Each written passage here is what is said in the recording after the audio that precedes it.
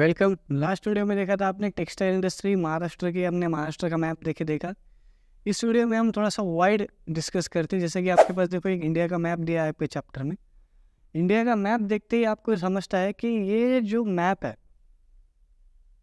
अगर आप किसी और देश का अगर मैप देखें, सपोज अगर मैं यूएस का देखूँ, नॉर्थ अमेरिका खंड में ऐसे इधर यूएस है अपना, सो कुछ ऐसा ऐसा करके ऐसे आएगा सपोज, ठीक है। इधर आपका कनाडा है, उसका कुछ नहीं।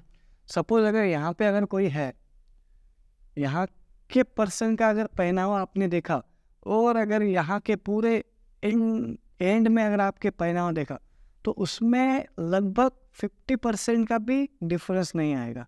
लगभग ये क्या करेंगे, सेम आपके क्या पहनेंगे, क्लॉथ्स पहनेंगे। बट अगर आप इंडिया की बात करो, लद्दाख के हिस्से लेके तो कन्याकुमारी तक, मतलब अगर ये हमारा इंडिया है पूरा, ये आपके पास मैप है, बस मैं एक ऐसे ही निकाल रहा हूँ सपोज, ठीक है। सपोज ये हमारा इंडिया है, यहाँ पे लद्दाख के एंड से तो यहाँ पे कन्याकुमारी के एंड तक, यहाँ के अगर आपने देखा क्लॉथ्स के अंदर डिफरेंस, तो आप समझोगे कि ये काफ़ी डिफरेंस है।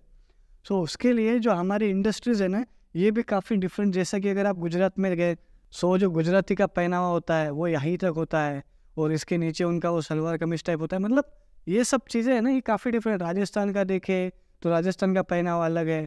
अगर आप इधर नॉर्थ ईस्ट में जाए, आपके असम में, हिमाचल प्रदेश में, अरुणाचल प्रदेश में, अगर आप जाओ तो आपको वहाँ पे पहनावा उनका अलग मिलेगा। अगर आप थोड़ा सा इधर आओ उत्तर प्रदेश साइड में, वहाँ पे आपको पहनावा अलग। मतलब India is very big market in the form of textile market. जैसा कि हमारे इंडिया में मुंबई, महाराष्ट्र में, मुंबई में काफ़ी सारे टेक्सटाइल इंडस्ट्रीज़ है जो कि अभी फल फूल रहे हैं, और वो मैन्युफैक्चर की तरफ भी ध्यान देते। जैसा कि गुजरात, आपका सूरत और आपका इंदौर, इन दोनों की जो टेक्सटाइल इंडस्ट्री है ना, ये बेचने के ऊपर ज़्यादा ध्यान है इनका। बट जैसा कि मुंबई हो गया, मुंबई के आसपास से जो टेक्सटाइल है, ये मैन्युफैक्चर करते हैं, ये बनाने में इनका ज़्यादा फोकस है। सो ऐसे डिफरेंट मतलब हमारे पास में एक चेन है, हमारे पास में पूरे ट्रांसपोर्ट की, बनाने से ले मेकर, ट्रांसपोर्ट, सेलर। सो इसकी हमारे पास में इतनी अच्छी टेक्सटाइल इंडस्ट्री में चेन है कि हम हमारे जो क्लॉथ्स है ये खुद भी यूज़ करते, और पूरे वर्ल्ड में भी अभी हमारे क्लॉथ्स की डिमांड हो रही है। जैसा कि सिल्क साड़ी की डिमांड पूरे वर्ल्ड में हो रही है अभी। उससे क्या इफेक्ट हो रहा है, देखो एक इंडस्ट्री अगर भरपूर रही है तो उसका अदर इंडस्ट्री पे भी इफेक्ट होता है पॉजिटिव में। अभी देखो सपोज सिल्क की साड़ी की डिमांड इतनी बढ़ रही है, वो भी इंडियन सिल्क साड़ी की, तो उससे क्या हो रहा है, जो ये सिल्क मेकिंग जो फार्मर है, जो कि सिल्क का जो उपज करते हैं, जो आपके जो भी फार्मर है, शेतकरी जो भी है, जो सिल्क बनाते हैं, उनको ज़्यादा काम मिल रहा है, उनको ज़्यादा इनकम मिल रही है। उनको ज़्यादा इनकम मिल रही है मतलब देखो, जो भी टेक्सटाइल इंडस्ट्री में सिल्क की साड़ी बनाएगा, उसको अगर पहले 10 साड़ी बेचता है, अगर 100 साड़ी वो अगर बेचने लगा, तो उसको आदमी ज़्यादा रखने पड़ेंगे काम के लिए, बराबर। तो जो बेरोज़गारी है वो भी कम हो गई। वही उसको ज़्यादा रॉ माल, उसको ज़्यादा कच्चा माल लगेगा, तो खेत उसमें बढ़ेगा, तो उसमें भी आदमियों को काम मिलेगा।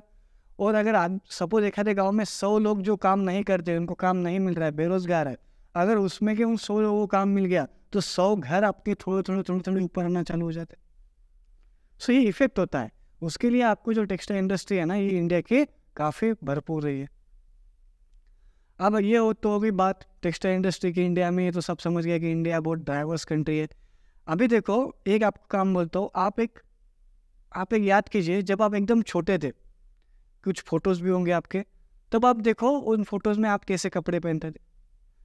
अभी आप इस एज में हो तो आप कैसे कपड़े पहन रहे हो, आपसे बड़े भाई कैसे कपड़े पहनते, पप्पा लोग कैसे कपड़े पहनते, और दादा लोग कैसे कपड़े पहनते।